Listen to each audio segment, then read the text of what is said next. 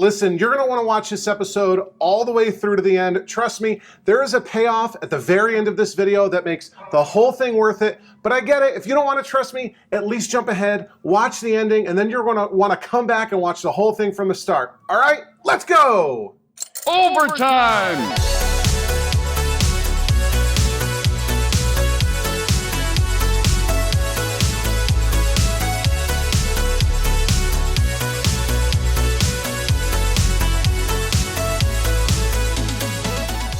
So the reason I started getting rid of some games in the last episode isn't because I'm getting out of the hobby or anything crazy like that.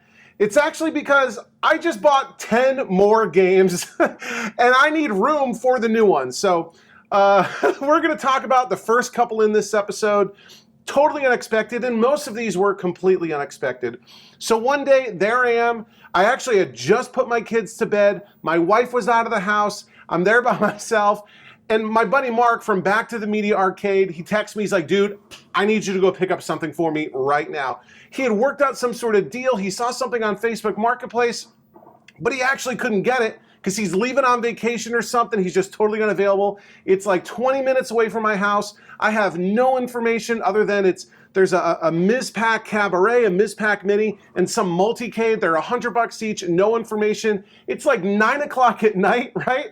And he's working out, he's handing this deal off to me because he knows I'm gonna go for it. So, and I'm a sucker. I can't pass up deals like that. So called my wife. I said, you need to get back right now. I need to leave the house. She said, you're nuts. I said, I know, but I have to do this. So why don't we hop in the car and go grab these games?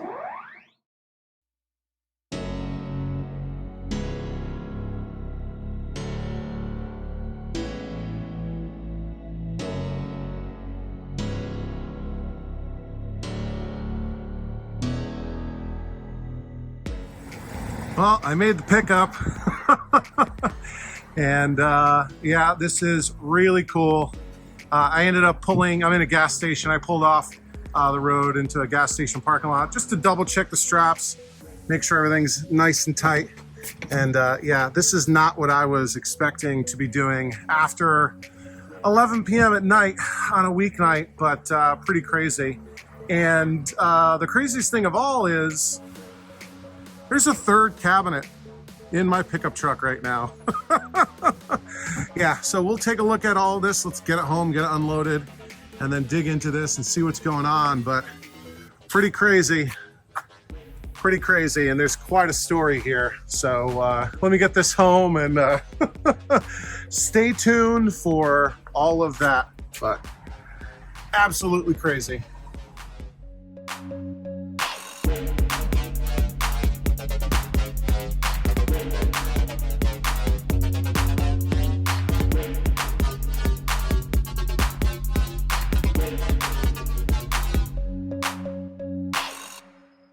And there you have it. The haul is in the garage. And I still cannot believe that this happened. So let's quickly take a look at what we got here. This is actually a Dynamo HS5, obviously with a multicade marquee on it. It doesn't have all of the controls it could possibly have because I think these support like a 6-button layout. And there we are down here, the kick plate and the coin door. It says Dynamo video game system right there in the corner. And we have a model serial number tag here, HS5. I guess the serial number has been worn off.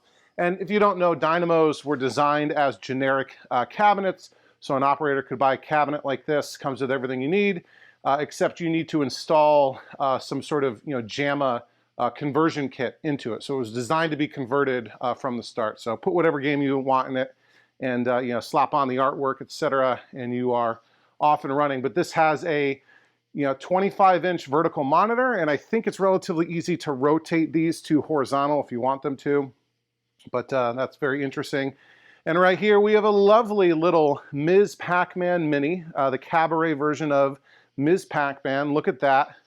In relatively good shape here. This bezel, this marquee, which is sort of a wraparound piece of plastic, is little scratches here and there, but all intact. And of course the bezel, I don't see really any paint kind of flaking off, which is nice. And our control panel, I don't think these are the correct buttons, but that's okay. Coming down here, also we have this, oh, I guess there's a piece of plexi on top here that we'll have to remove at some point. We've got this painted artwork here, which is kind of cool. So there's a, I don't know what you would call this, this control panel, you know, artwork. It's not really a sticker. It's some sort of, I don't know, some piece right there, printed artwork piece. And then down here, this is actual paint on the metal control panel that wraps around like that. And a little bit scratched up, but actually looking really nice. And the coin door down here, a bit rusted up. All of these are kind of, you know, definitely have seen some rust, but you know, all in all, the cabinet is in surprisingly good shape. You know, not really swollen at all, maybe a tiny bit, but not bad. It's got corner protectors on the cabinet. A little bit of the wood grain side is scratched up, but again, all in all, not bad. Oh, and back on the Dynamo HS5, it's just black on the sides, no side art. And then the surprise of all is this guy right here. This is actually a Dynamo cabinet as well. This is the HS6. There you can see it says Dynamo right there. Obviously a cocktail. One of the things that's interesting about these is that the control panels on either side can actually be removed and moved to the sort of middle. So you can have like a side-by-side rather than a head-to-head style of you know, control setup. And you can even see the sort of outline of where you would knock out this piece and install the control panels right there. You know, and this says Atari Tetris on it.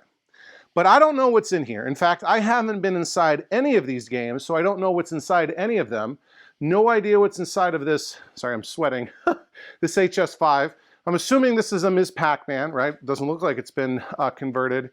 And no idea what's inside this HS6 cocktail with the Tetris art. And in fact, we're gonna have to try to cut through these padlocks to get inside because I don't have the keys or anything. And yeah, this coin door is a bit rusty too. So we'll eventually have to take care of all of that. So I guess the story behind these games is, so it was a husband and wife that were selling them. And the guy used to be a technician. And I guess the operator that he worked for back in the day eventually shut his route down. And the tech, you know, took some of the games home, got some of the games. You know, these had been in restaurants and various places locally. And, you know, elderly couple, older couple, I guess downsizing a little bit, and they were having a yard sale. And on the Friday sort of preview day, like if you're familiar with yard sales, garage sales, whatever, you know, sometimes it's a Friday, Saturday, Sunday affair. And, you know, Friday's kind of the preview day for the real hardcore yard sale, garage sale enthusiasts. And these two games are out here, the Ms. Pac-Man and the Dynamo, were out on the, you know, in their driveway for the preview sale on Friday all day long with price tags on them. And if you haven't noticed it already, they were sitting here with price tags, $100 and $100. These were sitting out all day for the Friday preview sale of the garage sale, and nobody bought them, okay? Nobody bought them, you know, and at the end of the day, you know, they were like, oh, we don't want to bring these back into the garage. We want to get rid of them. We don't want to leave them out all night, you know, and maybe get rained on. So the wife threw them up on Facebook Marketplace, and apparently they immediately got contacted by 50 people wanting to buy them. But I guess Mark was first. Even though Mark was not in a position to pick these things up, you know, going on vacation. I think he was actually, you know, I don't know if he was on the road yet or scheduled to leave like, you know, 6 a.m. So, you know, he's like, Charlie, go get these things. And so, yeah, we were first, and sometimes it pays to be fast, be local. Went over immediately and picked them up. And yeah, the sellers were really nice, very easy to work with. And of course, as always, I asked the magic question. I said, do you have any more games for sale? And they said, why, yes, we do. And we went out to their shed, and they had a couple of things. They had a cigarette vending machine, they had a jukebox, and they had this thing right here. This cocktail right here. And he said, would you be interested in any of these? I'm like, oh, you know, kind of, I mean, you know, mostly only this one. And I asked him how much he wanted. He said, make me an offer. I said, you know, $50, because I was already spending 100 each on each of these. And he took it. So I got all 3 of these games for $250, and each of them is a bit of a mystery. And so we'll dig into here and see what's going on and see if any or all of them would be working. And the one that I'm personally the most curious about is this cocktail right here. I mean, if it has a working Atari Tetris PCB inside of it, I will be absolutely ecstatic. That is an awesome version of Tetris.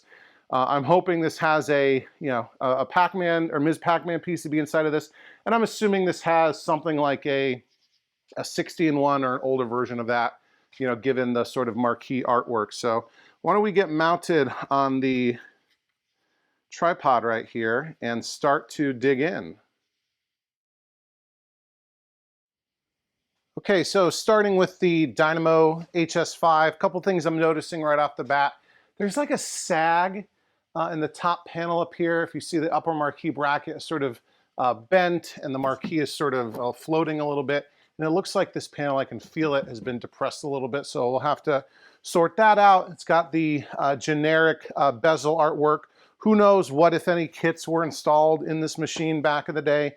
Instead of a control panel overlay, it's got, I don't know if this is paint or like a rhino lining. It's definitely textured right here. And I can feel the impressions of where the other buttons would go. And there's one punched out right here. I guess this would have been like a 2-player button that got worn off.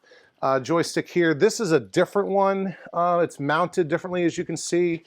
And I don't know what's going on. This is like not a real dust washer. It's just a piece of plastic that's been cut and it's kind of stabbed on.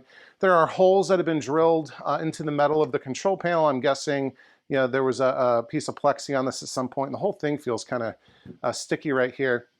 And it's kind of just loose on, and there's just a couple of screws sort of drilled haphazardly in there on each side to sort of hold it in place. So we'll see what's going on with the brackets on the inside.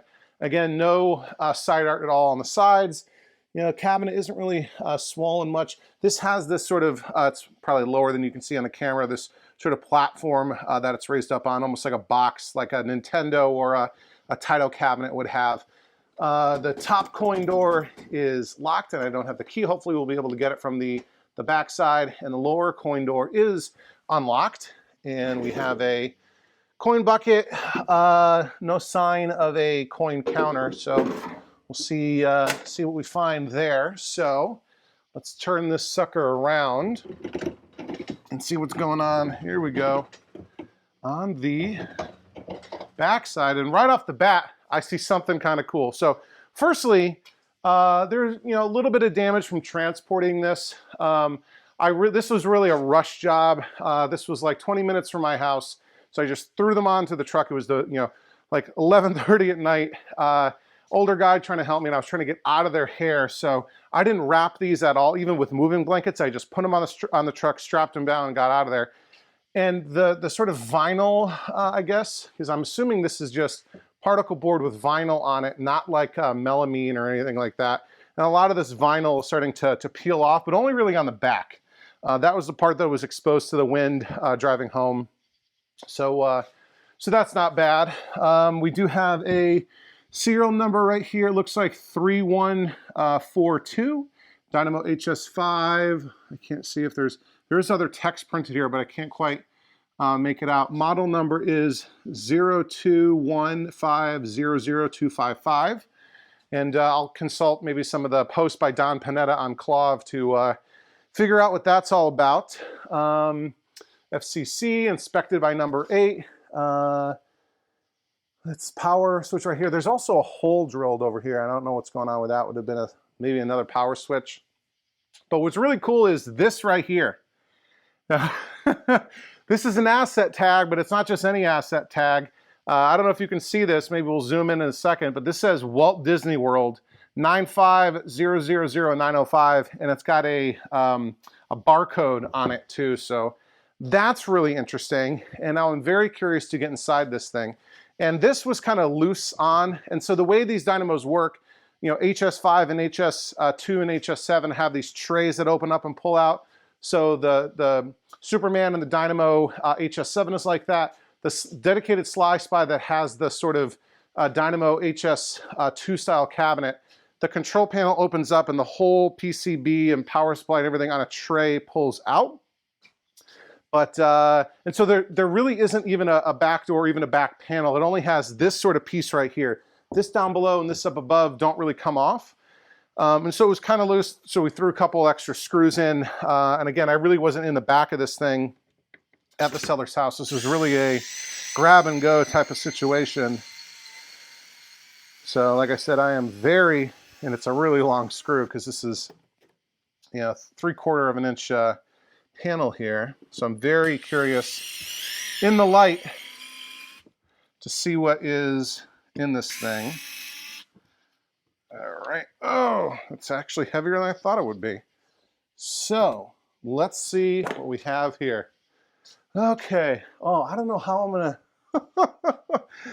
Oh my goodness. Okay. So I don't know how I'm going to get in, and some of the panel is kind of smashed up a little bit. No problem though. I don't know how. I'm not going to be able to reach through here. Yeah, there isn't a good way to do it. To you know, undo the coin door from the back. We have a monitor here, of course. Let me see if I can figure out what this is. Okay, I'm not immediately recognizing this monitor. It's definitely a later Wells Gardner. It has a barcode on it. It says 154710, and I know there's a way to kind of decode that. So maybe this is a K7400. Maybe. It says, I saw it somewhere, it says manufactured June 1998, so definitely a later Wells Gardner. But yeah, we'll figure that out eventually. And I see a lot of corrosion on this board. A lot of parts have corrosion on them, like green corrosion. And I think there's like a transistor that's just sort of like falling apart. So I'm not going to be firing this thing up. But hopefully we'll be able to get it working somehow. I mean, I do have other 25-inch chassis at least. This is definitely, I don't know, this is one that has like an onboard isolation transformer. It's got 3 wires that go to it. But yeah, so let me see. Let's spin this back around, and I guess I'm going to have to drill out the upper coin door. So let me grab a drill, and we'll go ahead and knock that out.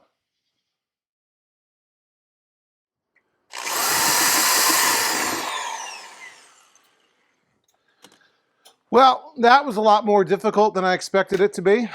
I don't know if you saw, I broke 2 bits, and they're cheap bits, so I'm not really worried about that. But man, that really did a number on me. So I vacuumed up most of these shavings. So let's see what we got here. Oh, and it's still, I thought this was free and clear. I thought this was free and clear. Can we twist it at all? Oh, it's caught up on something.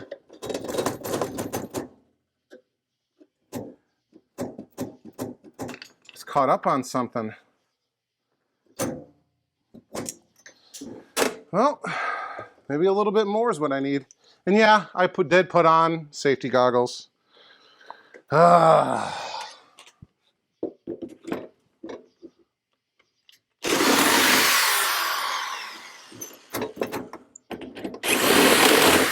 There we go.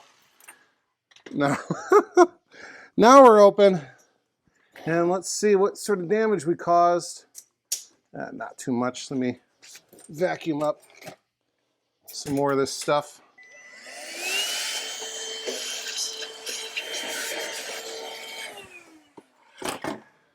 Man, I was not expecting that to fight me as much as it did. But there you go. We've got it open. So there's some nonsense going on in here right off the bat. There's some quick connects here. So I don't know if they've done something with a credit switch or free play type of situation. But you can see that there. This coin, there's a coin mech missing here. There's one right here, but oh, there is a key. Look at that. Son of a gun. But what would this have even gone to? Like, there's no backdoor key. This is a, I don't know what you call this, you know, and I know, I need to learn how to pick locks. My Claw's Secret Santa bought me a lock picking, you know, starter kit for, you know, Christmas, but, so what the heck would this key be for? Because these were barrel locks, and this is like, I don't know, two-sided, you know, like blade kind of key. Anyway, let's reach inside. Oh, the latches are missing. Oh, that's why these screws are in here. So please tell me I could have just unscrewed this and saved myself all this trouble. Yeah, we should have done that. And these are in here tight. Come on, you're almost doing it. Sometimes you need a stronger screwdriver. Well, let's put that there. Grab a stronger screwdriver, actually. Okay. Get this one if I can reach it at this angle. More power.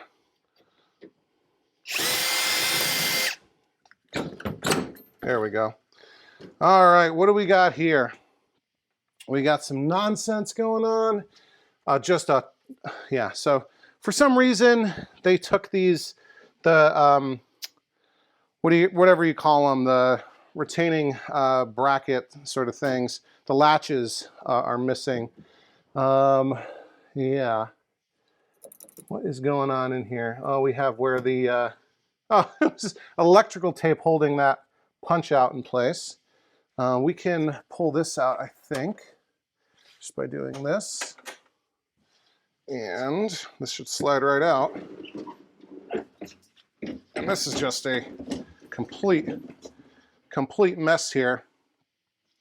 So let's see if you can even see what I'm looking at. Yeah. So we've got some kind of multi-board here. It has a VGA out. Maybe I can stick this in another JAMA cabinet just to sort of see what it is. I don't immediately recognize it. Oh, and it's got rust on it too. Just a bunch of Chinese writing on it. You know, like the volume pot is all rusted. So I didn't buy this for that. I bought this cabinet for the cabinet and the monitor. Well, we'll see about the monitor. And my plan is here. I'm not even going to turn this on. Maybe I'll try another cabinet at some point. My plan is here to use this as my new JAMA cabinet. You know, for a while I have been using the Superman over here, right there, the Dynamo HS7. You know, it's very easy to flip up the control panel, similar to what I did here. Pull out the tray, and you know, swap games in and out, no problem. And we're going to do this here. We're going to get this all worked up. This sort of HAP, I always think of these as like ATX style power supplies. We'll get this replaced. This harness is just ridiculous, and I don't even know what's going on here. Like, look at this. This is just a rat's nest of a harness. We'll get this all sorted out. We'll put a whole new setup in here, and then we'll easily be able to put, you know, different JAMA. Oh, there's one in the middle. We'll be able to easily put JAMA PCBs in here. We'll leave this in the garage. I'll get some, like they spun this joystick. I don't know what's going on. We'll figure out a good way to mount some controls in here. We'll probably put, you know, at least 3 buttons per player. And yeah, it'll be nice to have, you know, because this Superman is leaving, it'll be nice to have a dynamo, you know, like a vertical dynamo for a JAMA, you know, test rig. So yeah, man, this is just all messed up. So a little bit disappointed with what's on the inside here, but that's okay. So anyway, well, that's the first cabinet. So let's go like this, and we'll slide this back into place. Watch that down. And yeah, lots of, I can see a remote board for the monitor, but it's like flipped back there. So I'm assuming this is not the original monitor from this cabinet. Maybe I can reach in and get that center latch to go. There we go. That'll hold it in place. Huh. Oh, and there's wires sticking out all over the place, hanging out from the control panel. Anyway, so there we go. There's our Dynamo HS5 from Walt Disney World. Okay, hopefully we have a little bit better luck with the Ms. Pac-Man cabaret. It's got a little bit of a lean to it, so I'm sure I'm going to have to figure out what's going on with the leg levelers at some point. Again, the coin door is all rusted. The coin reject buttons won't even move. That's the case for the Dynamo cocktail as well. This doesn't have a lock in place, so we can just open it up, and our slam switch falls out. What can we see in here? Okay, we do have a legit Ms. Pac-Man board. We've got a coin bucket. We have a coin counter. It says 60,255. We have a bug crawling around. But yeah, that looks pretty good. No money in the coin bucket. But so far, come out, yeah. So far, so good. Let's see. Ooh, we've got it says name of machine, Ms. Pac-Man. Oh, this is an asset tag. It says Collins. Ooh, I can see some cool stuff going on in here. Right off the bat, I see on the Ms. Pac daughter board, it has a U6 has been swapped out. It has a label on it that says Ms. Pac U6 Fast. So this has a fast mod in it. So let's do this. Put the coin bucket back in. And we'll close this up. And we'll just spin this cabinet around and take a look at what's going on the back, on the inside. So, I thought this back was screwed on. Let me try something real quick. Is this lock even legit? Does it have a key? Let's see. Often you'll have a key to the back door hanging on the inside of the coin door, and ooh, we've got a super. Let me show you this. This is pretty wild. This is pretty wild. Look at this thing. This key is all rusty. My goodness. Hopefully it works. Let's try it out. Again, we'll spin it around. And one thing you'll notice here, it's kind of silly, this design.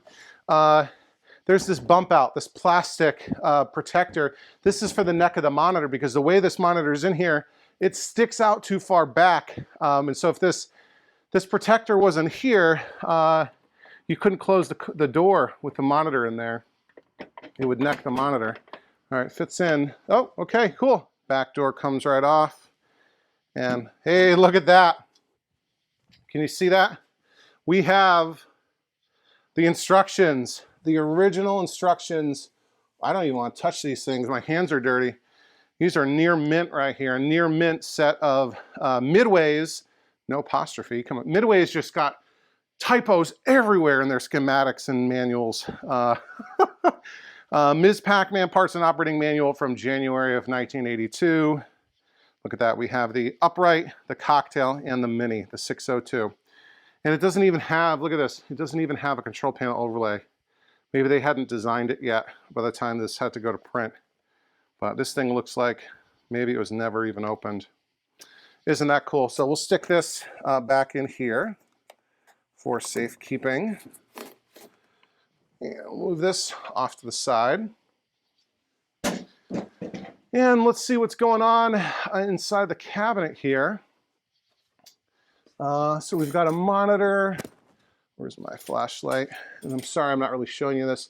All right, so this looks like, so it's a 13-inch monitor, and this looks just like a 4900, a Wells Gardner K4900.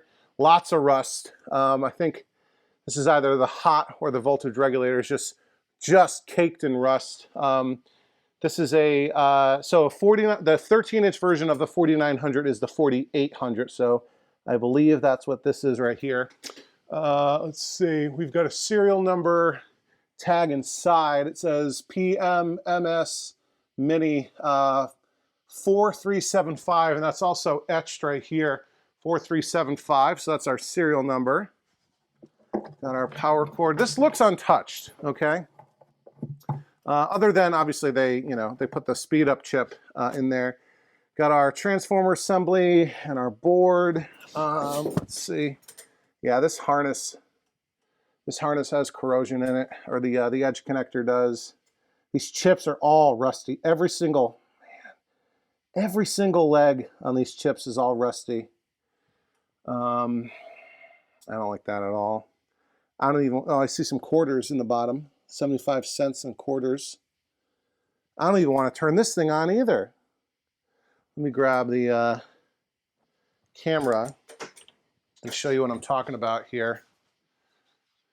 All right, so like I said, we've got our transformer assembly down there at the bottom, no problem. This is the interlock switch that's been turned around because they didn't want to deal with it. Here is our Ms. Pac-Man board, and hopefully it'll show up on camera. Look at that. Every single one of those legs of those chips is rusted. And look at the corrosion on that transistor, the sort of heatsink part of it right there. And even in the, like you can see in the edge connector, there's corrosion. So it's wild to me that we've got all this corrosion everywhere, suggesting this was in a damp environment, but this cabinet's not all swollen up. And you would think, even if it wasn't standing in water, being in a damp enough environment to cause this much corrosion and rust, it would have affected the wood of the cabinet too. But maybe these came from Florida, right? With the Walt Disney World tag on the Dynamo. But yeah, and then here's our, what I believe is a 4800, and it's tight quarters in here. You can see it looks like a 3-pot 4900. So the 13-inch version of that would make this a 4800. And there is the serial number tag right there, PMMS-MN for Mini 4375 with a rusty staple in it. So, yeah, we've got some work cut out to bring this back to life too. And man, I don't know what I'm going to do with this board. Should I even try fixing it or track down a new one? Pack boards aren't hard to find, but anyway, that's a little bit disappointing. Again, I know you want to fire this up just because of everything I'm seeing in here. And last but not least, let's turn our attention to our third cabinet. Again, this is a Dynamo HS6 cocktail. It's got Atari Tetris artwork, and hopefully, third time's a charm. Keep your fingers crossed. We've got something good going on in here.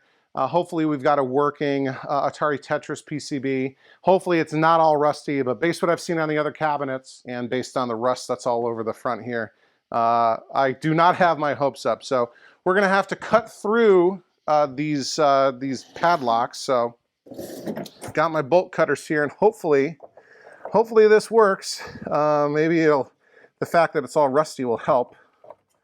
Let's see. All right, it's coming.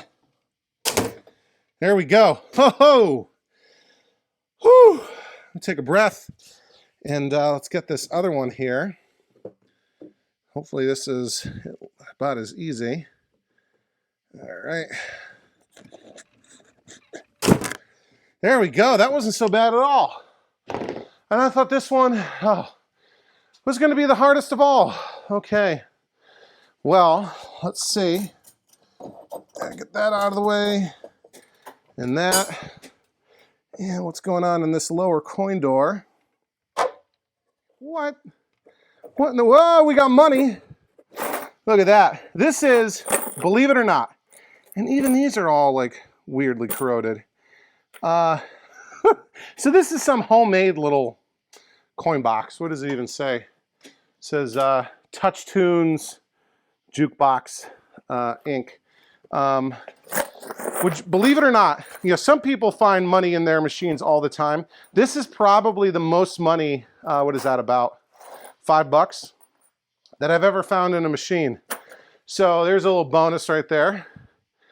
I'm out of breath from cutting open those, using those bolt cutters. Can I see anything from down here? Nah, all right. Get this and this. What the heck? Okay, well, what am I looking at? Well, I'm pretty sure that's not Atari Tetris. But, oh man. Can I find some latches here? How is this supposed to open?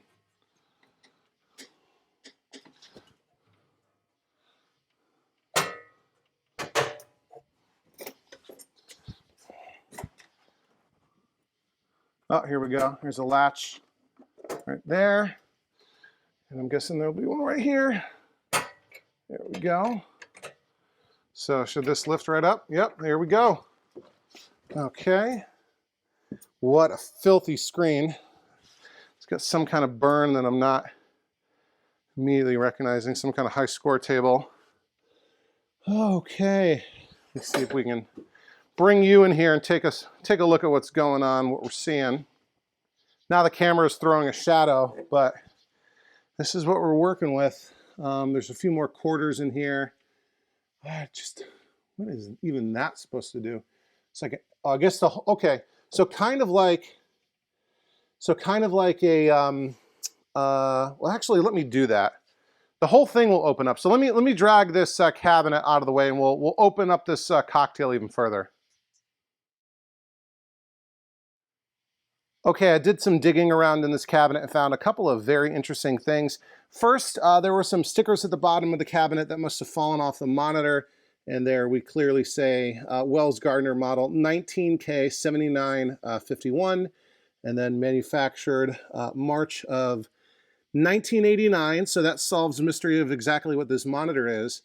And more importantly, I took a closer look at this PCB. This is a legit Atari Tetris. If you can see the stickers on the ROMs say Atari, and then right up here, if it'll come into focus, it says Atari Games. Does it say Tetris right there? So this is a legit Atari Tetris board. And I am ecstatic right now. I want to test it.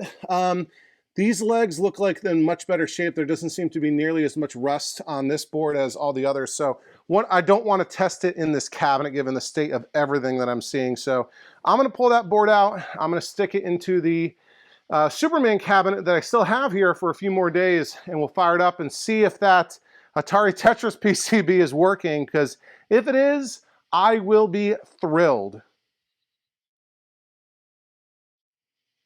Okay, I've got the Atari Tetris PCB plugged into my Dynamo HS7, with the Superman artwork. And I am very excited to test this thing out. I guess, I didn't immediately recognize it because I'm not familiar. This is 1988, right? Yeah, it says Atari Games 1988, Tetris right there. I'm not familiar with this era, later 80s Atari stuff, the Atari Games era. It's so small. It's a JAMA PCB. That's why I'm able to plug it into the Dynamo here. It's so small, it looks like the size of a 60-in-1. But yeah, let's cross our fingers. I'm very excited. Here we go. Let's try it. 3, 2, 1. We've got 2 red lights. Ooh, that's probably a good sign. Holy cow. But wait a second. I thought Tetris was supposed to be a horizontal game. Let's start it. Is it, okay, is this like, oh, it's a little glitchy. It's working.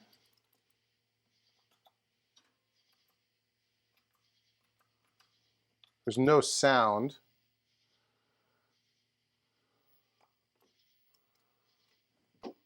All right, the controls are working. Let me see what's going on here. Is it like cocktail mode makes it like this? Let me do a little research. Let me do a little bit of research and see if I can figure out what's going on here. Okay, I checked the manual, and apparently there is not a cocktail mode for this game. It's not like a dip switch setting or anything like that. I guess it's a ROM swap. So there's upright ROMs and there's cocktail ROMs, and this must have the cocktail ROMs installed, and it's designed for sort of head-to-head competition. So it's like one half the screen goes this way, one half the screen goes that way. And I got the sound working. I think there's a switch issue. It's like starting the game by itself. It could be that I've got the, you know, the Atom from One Circuit's coin up, two up that maybe the machine doesn't like. But yeah, this is really cool. Let me see if I can disable that real quick, actually. Okay, I disabled the coin up, two up from Atom at One Circuit, and I think it was triggering like credits and like, I don't know, it must have confused it. We still have a little bit of a graphical glitch here.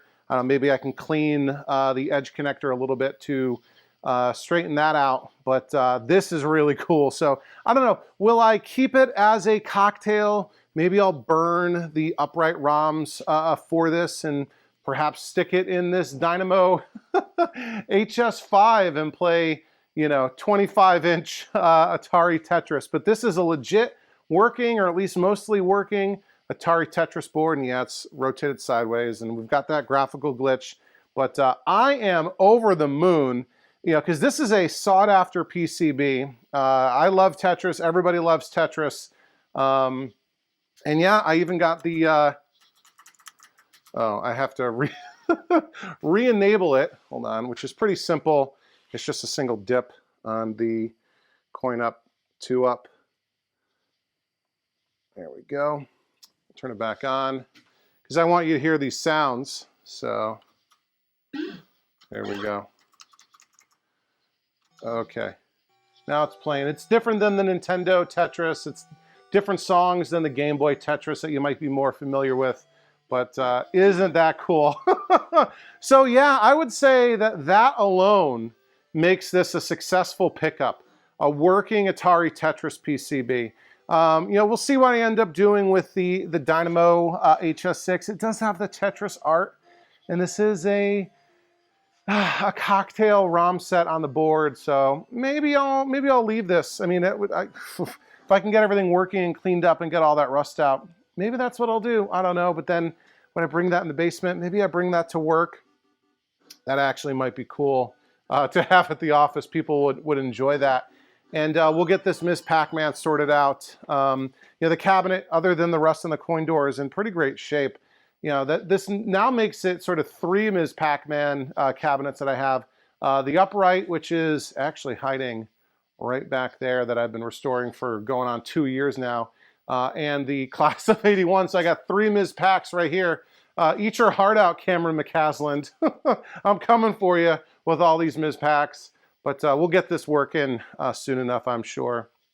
And then we'll figure out what to do with this Dynamo HS5. And again, if you didn't see it earlier, here it is zoomed up, Walt Disney World asset tag, which is really cool in my opinion. So maybe, yeah, maybe these came from Florida and that's why they're all, you know, got full of rust or whatever. But I am thrilled.